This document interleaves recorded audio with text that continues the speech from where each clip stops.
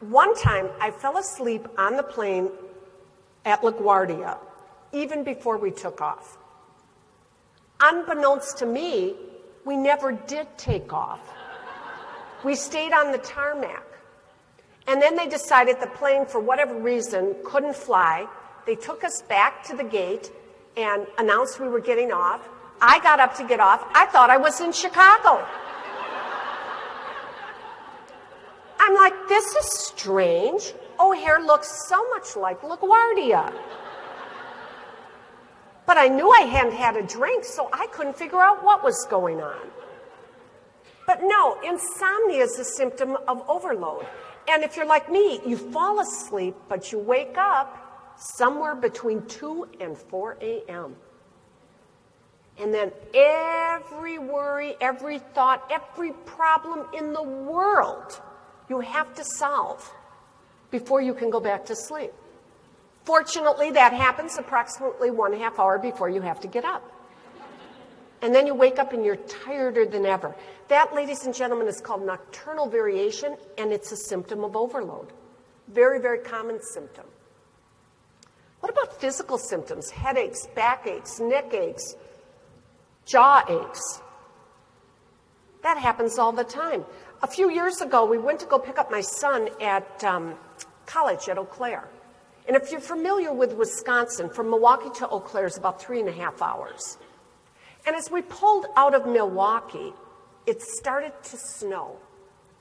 By the time we got to Madison, it was really coming down. And by the time we got up to Mauston, it was a blizzard.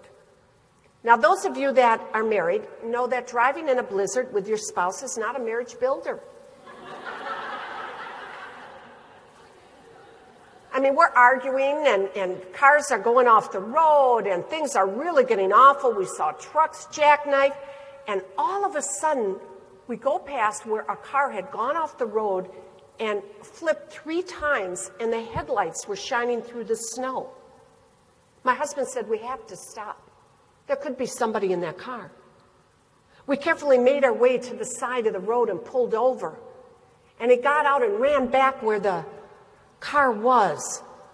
The doors were blown off, the windshield was blown off, and he reached inside and took out a 19-year-old girl.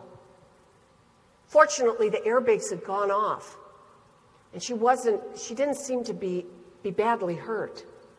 He carefully helped her walk back to where we were parked, and I found myself saying a little prayer. Please, let her just be depressed. Because I've been in mental health my whole nursing career, and I don't know what else to do. Good news, she was depressed. And she wasn't hurt at all, because I'm thinking, if I got to do anything more than put a Band-Aid on, I'm in trouble.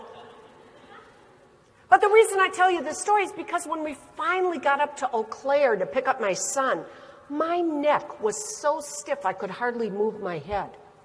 Because you see, during that whole trip and everything that happened, that stress was building up in my body. It's not necessarily something you can control. It takes a toll on your body, even if you believe you're managing it well. Stress is like that.